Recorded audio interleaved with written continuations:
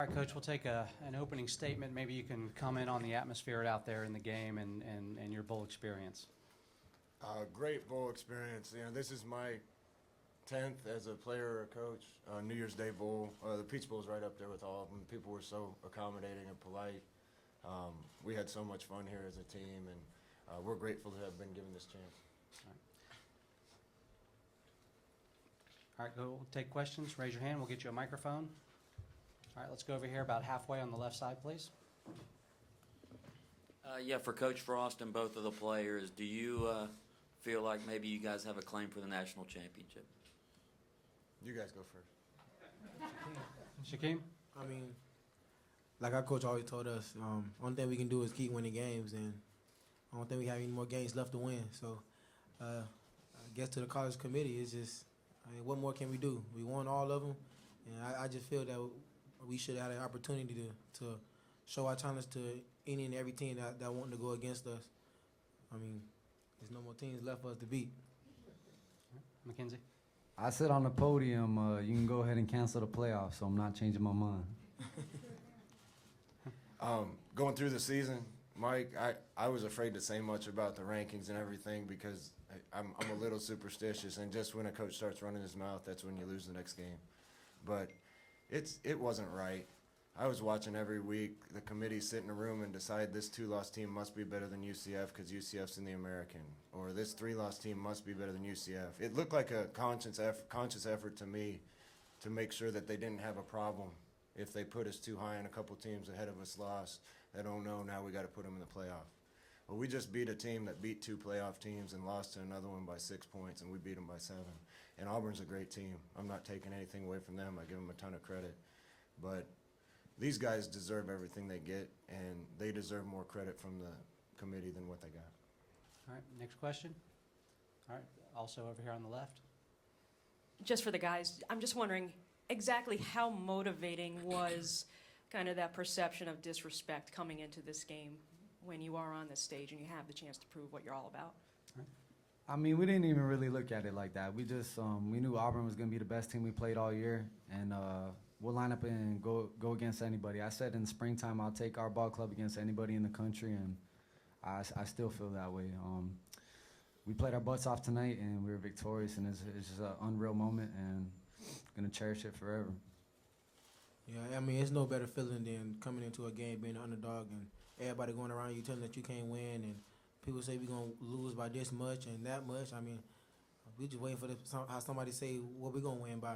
I mean, we didn't get that often, so our whole thing coming to this game was, hit them as hard as we can and keep hitting them between each and every second of the game.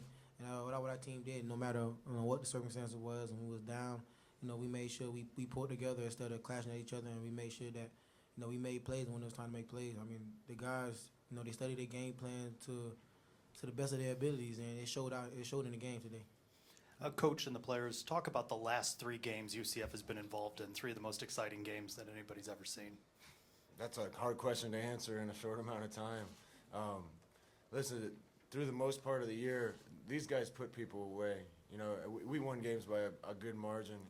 We played 3 really good football teams to finish the year.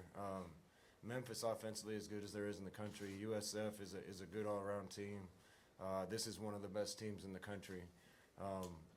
What our kids accomplished and overcame, they overcame playing 12 weeks in a row or 11 weeks in a row to finish the season without a break, coming off a hurricane, having schedules changed, having a Saturday game, and then coming back and playing away, and then coming back and playing a Friday game on the last game of the year, then turning around and winning the conference championship, coming here with a coach that took another job and all those distractions and finding a way to get it done. I didn't know if these guys would be able to do it. I came back because it was the right thing to do, and I wanted to help give them the best chance that I could, and they surprised me again with their heart and their resiliency. All right, we're going to go right here on the front row, far left. Shaquem, before the season and during the beginning, you were talking about how you wanted to soak in every moment you could and that you want to get everything you could out of this season. Do you feel satisfied with the results and everything that's happened this season for your last year? I mean, I'm just going to wait for that phone call from my brother, and then once I see his reaction, then I ask him when the actual answer will come out. But, all jokes aside, I mean, I feel awesome. I feel great about the season. I feel great about, being around great guys. And really, these guys who just brought me in as a brother. I mean, it's been a long time since I had somebody or a team that brought me in. I wanted them, and I fought so hard to get where I'm at today, and it's kind of good where I can actually showcase my talents with guys like McKenzie and coaches like Coach Frost. Any guy can't ask for that much. It's hard to have a family environment like how we do. When I leave off, that's what I'm gonna miss the most. Not just winning, but being around guys like that and having that family vibe all the time and being able to not talk about just football but just life itself. All right, over here. Christian Brewy, WFTV. Scott, over the last 3 weeks, we've heard you were sick, the crazy hours. How gratifying was it to see that clock hit 0 and then the confetti for UCF come down? Yeah, it makes it all worth it. I hold my head high because through this whole process and decisions and everything, I tried to do everything the right way, the best that I knew how. It was the right thing to do to come coach these guys. I'm not happy for me. I'm so happy for these guys. I told them in the locker room this was an 0-12 group when I got there. They looked like they weren't having any fun, that they didn't care about each other. We had a long way to go. And to think that they're sitting here Peach Bowl champions and 13-0 in 2 years, I couldn't be happier for them. I told them it's onward and upward from here for UCF. I expect to turn on the TV and watch them keep getting better and keep winning. And I look forward to going and hopefully turn another group of guys into the same type of family that has love for each other like these guys do. All right, we're going to go all the way here in the back on the right side. This is for Coach Frost and Shaquem. The defensive plan today, the caliber of it, Auburn's got a really diverse, difficult, tricky offense. How did your defensive coordinator put it together today, and how well did you guys play on defense? I thought we could have played a lot better on offense in the first half. We missed some chances, kind of uncharacteristic for us.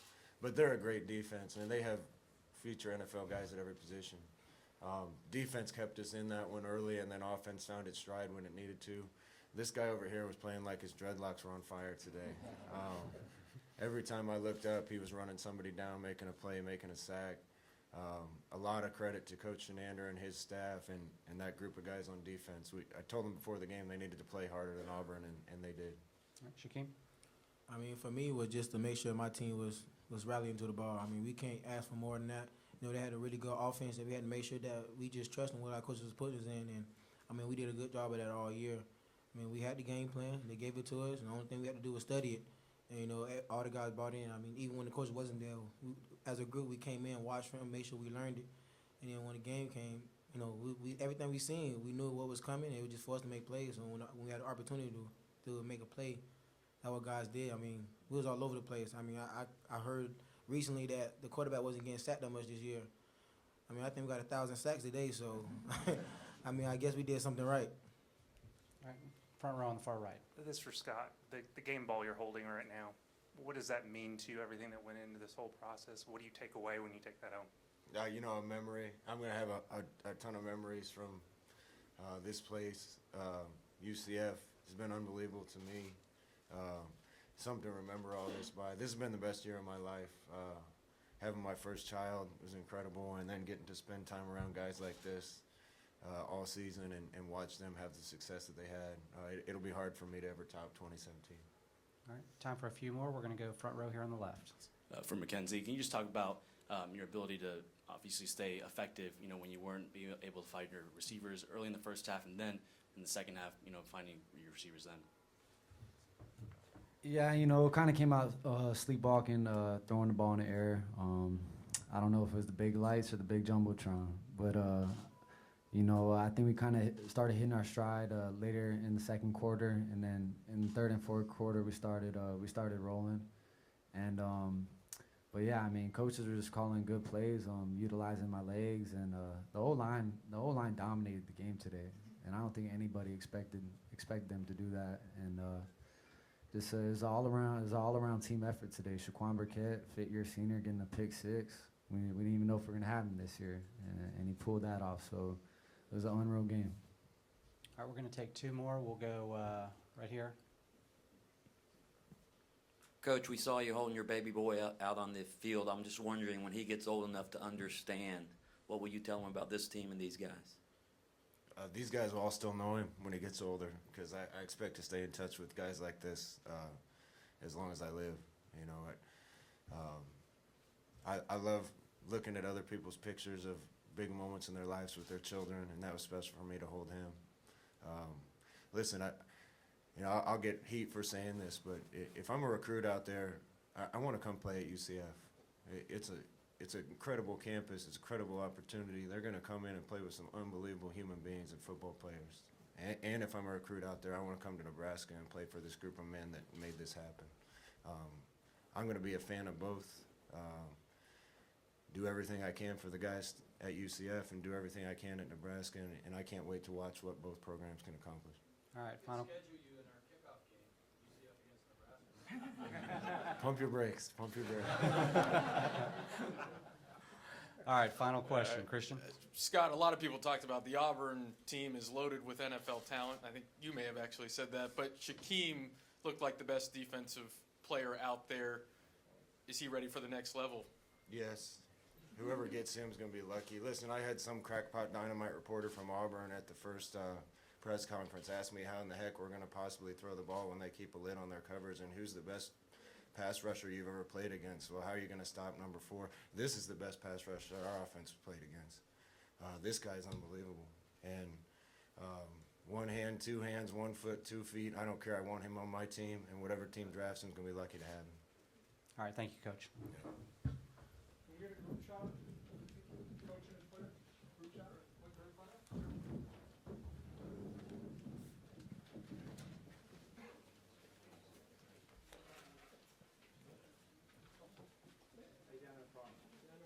Down in front, please. Kyle.